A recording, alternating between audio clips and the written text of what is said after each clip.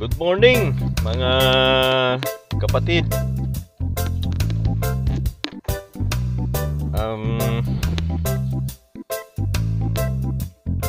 Maiksi lang to mga kapatid. Meron lang tayong konting tatalakayin. At hihimayin lang ng konti.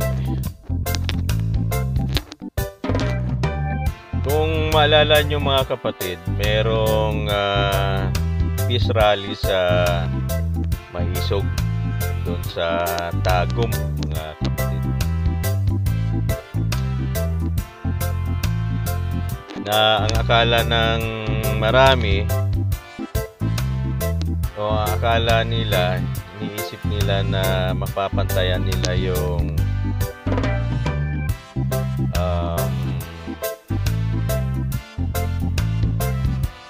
EDSA 1. Kaya pala ito ay isang peace rally lang mga kapatid. Pero ang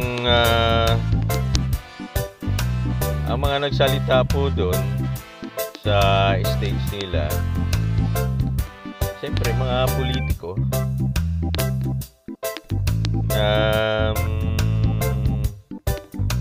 kontra po sa pamahalaan ng Pangulong Bongbong Marcos. Marami po silang dahilan at marami po silang tinatanong. Kagaya po to si Harry Roque mga kapatid.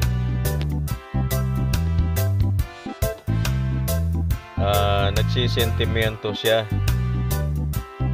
Alam naman natin siguro yung pagsisentimento niya, kasi ang alam ng marami at alam din natin na itong si Harry Roque kasama po yun sa ticket ni Pangulong Bongbong Marcos. Natapat ay ito'y tagasunod po ni Pangulong Duterte. Ang sentimento po niya mga kapatid, nabudol daw siya.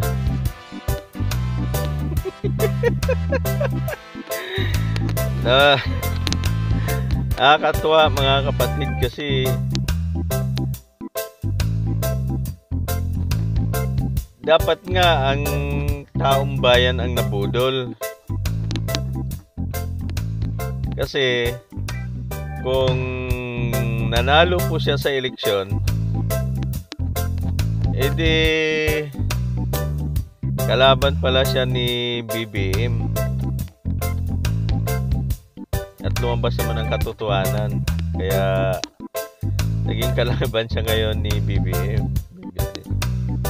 Kaya yun ang sentimento na nabudol daw siya. Dapat ang itanong niya sa sarili niya mga kapatid, kung gusto siya ng taong bayan. Kasi hindi ko muna dinala ka dun sa ticket ng mahal na Pangulo, sure ball ka ng mananalo. Siyempre 50-50 po yan mga kapatid. Ang mga botante may mga isip na po yan. At ang mga botante po yan sa atin, may gusto talaga silang mga politikong ibubuto. Kaya dapat hindi po siya magsentimento po doon. Nasabi niya nabudol daw siya ni BBM. Kasi hindi siya nanalo. Yun ang dahilan doon mga kapatid. At saka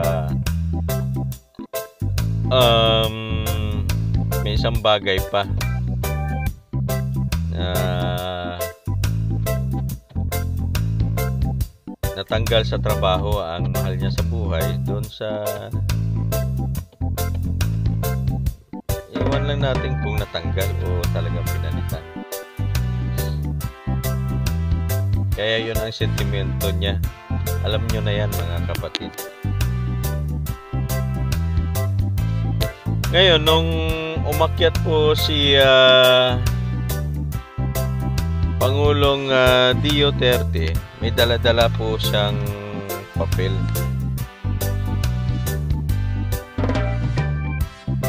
Ang papel po yon ay naglalaman po o kasulatan po yun ng ating konstitusyon na ginigiit po ng dating presidente. Ang sabi niya, ang Pangulong Marcos ay 6 na taon lamang. Yan ang nakasulat sa saligang batas. 6 na taon ka lang. Huwag ka nang mangarap na madugtungan pa. Dahil nga doon sa nilalakad na charger chains, iniisip po ng Pangulong Duterte na ito'y pansariling kapakanan ng Pangulong Bongbong Marcos, na kung maaprubahan po yun, lalawig ang panunungkulan ng Pangulong Bongbong Marcos. Hindi daw siya papayag noon kasi ayon sa konstitusyon, ang iyong panunungkulan ay hanggang 6 na taon lamang. At nakakatuwa mga kapatid kung napanood nyo po yun.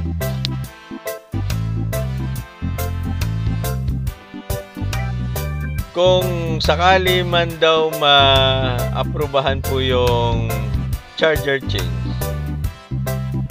dapat pagkatapos daw ng term ng Pangulong Bongbong Marcos, doon daw papayag po siya na malakad po yung charger change. Siyempre sasabihin niya yun mga kapatid. Kasi nga yung Vice President po natin, si Sara Duterte, at nakakatiyak pong ating Pangulong Duterte na itong si Sara ang magiging next president.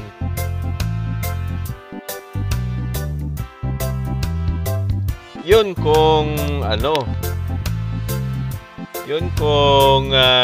papalarin po siya doon sa presidential election na yun mga kapatid sa 2028 mga kapatid. Ay ngayon pa lang parang nababas na po ang ating Vice President kasi si Sara Duterte ay pangalawang mataas na opisyal ng bansa. Ngayon, ang taong bayan nagtatanong sa Vice President kung ano ang stand niya doon sa West Philippine Sea. Siguro hindi naman kabigatan nun yung mga sagot na yon. O hindi rin kabigatan ang kanyang mga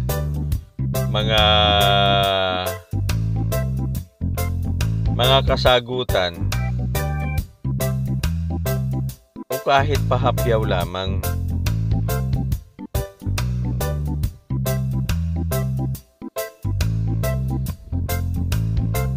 Excuse po. Dahil nga na Vice President siya, dapat kahit secretary siya ng DepEd, ay dapat sumagot pa rin siya nun para mapulsuhan siya ng bayan. Ang kaso, ang sinagot niya mga kapatid, no comments. My goodness. Argoy. My goodness. Ang tao nasasaktan doon sa sinabi niya yun. No comments po siya lagi. Ang dapat daw sasagot doon yung Department of Foreign Affairs at saka yung ating Department of Defense.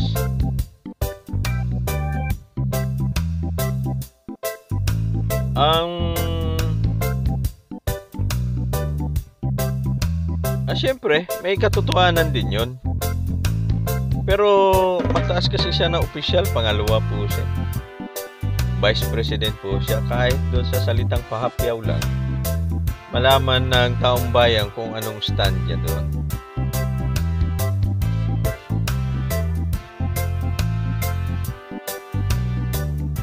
Kasi marami din ang nagtatanong at marami din ang nababahala pag sakasakali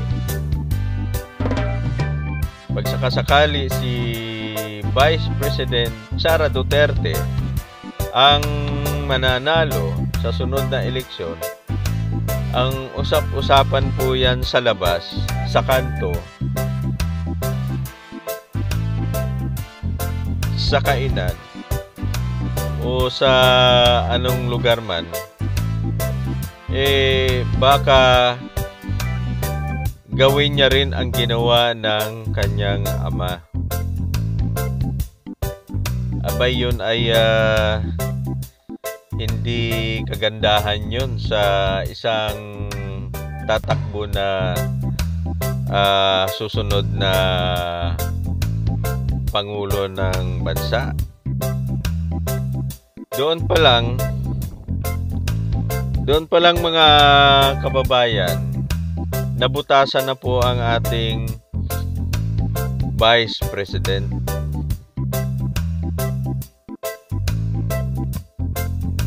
Doon pa lang nakikita na ang kanyang weakness.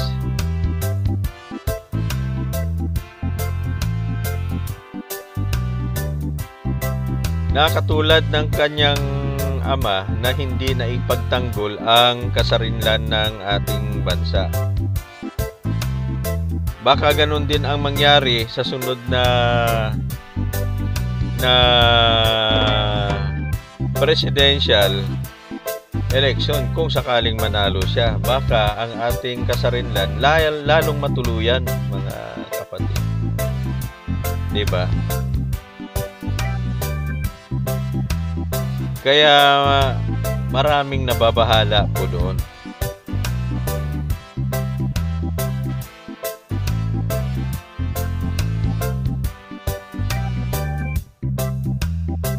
Ngayon, itong nakalipas na administrasyon, mga kapatid, maraming kagaya ng mga vlogger, gusto nilang sirain ang Pangulong Bongbong Marcos, pero nabigo kasi sila doon. Nabigo sila doon sa mga hinahaka-haka nila na ito'y drug addict, o pinapalabas nila na tumitikim ng pulburon. Ika nga, nabigo po sila doon. At hindi po nila napatunayan yun.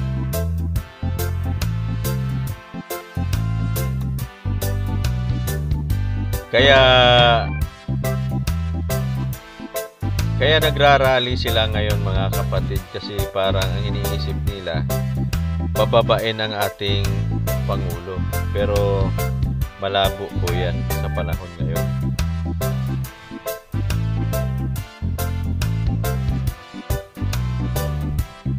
At isa pa, mga kapatid, si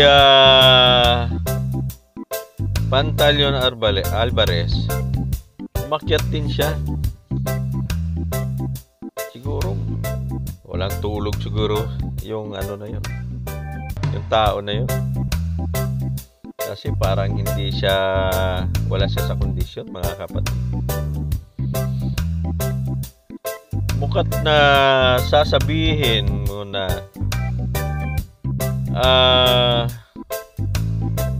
hinikayat niya yung mga kasundaluhan natin at mga opisyal natin na magbitaw na sila sa pagsusuporta sa ating Pangulong Bongbong Marcos at mag-aklas po sila. Inutusan niya yon, mga kapatid. Sa aking pagkakaunawa, yung ganong paghihikayat at ganyang pananawagan po sa ating mga magigiting na mga sundalo,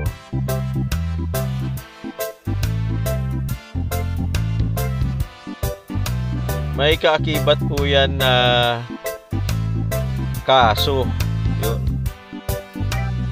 May kakaharapin po siyang consequence po doon. Hindi lang ako tiyak kung sedition ba yan, mga kapatid, o rebellion. Yung aking pagkakaunawa doon, mga kapatid.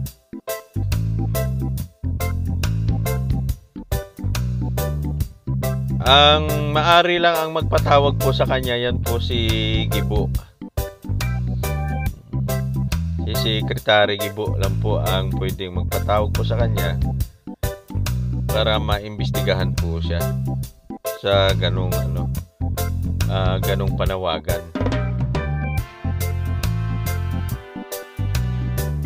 Kaya nakakatawa, mga kapatid, ang peace rally nila, na dapat yung peace rally nila para yan kay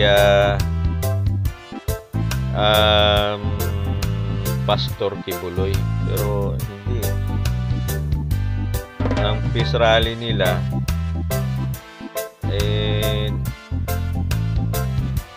politikang politika talaga.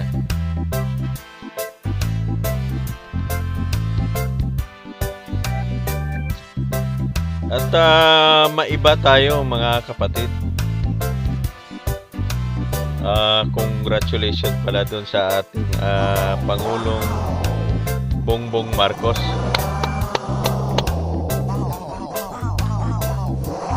Saludo po ako. Dahil nakasabat na naman po sila ng mga shabu. At hindi biro ito, mga kapatid. Napakaraming shabu.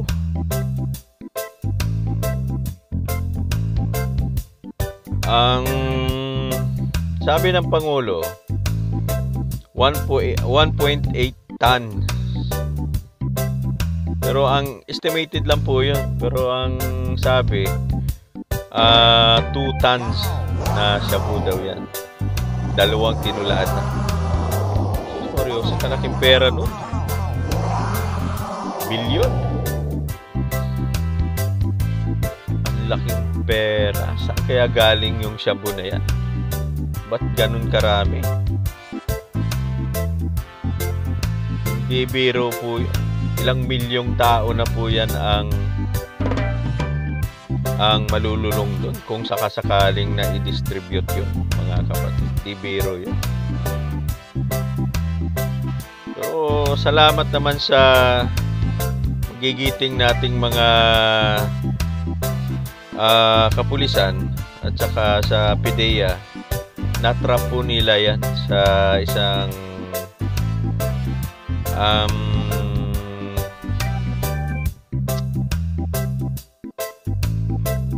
inspection nila.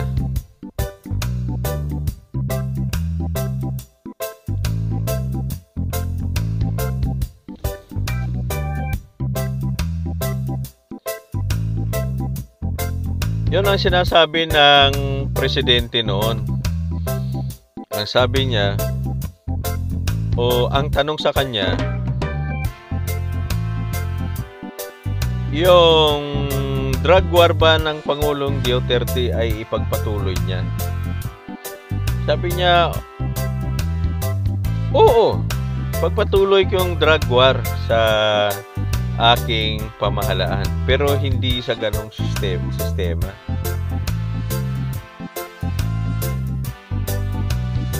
Kasi sa panahon ni Pangulong Duterte, ang drug war sa kanya daming namatay.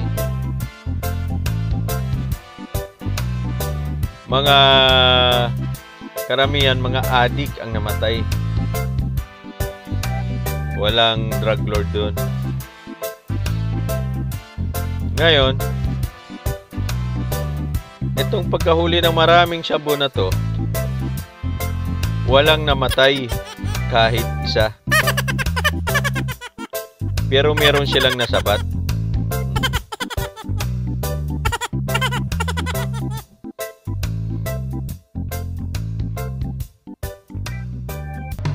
Kaya natutuwa po ang presidente sa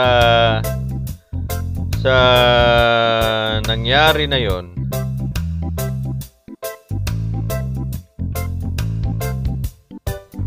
Na nakasabat po sila ng ganong kalaking o ganong karaming shabu. Wow.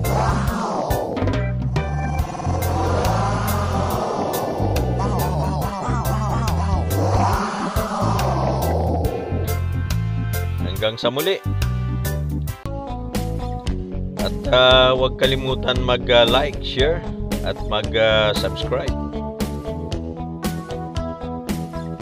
At huwag kalimutan pindutin ang notification bell, mga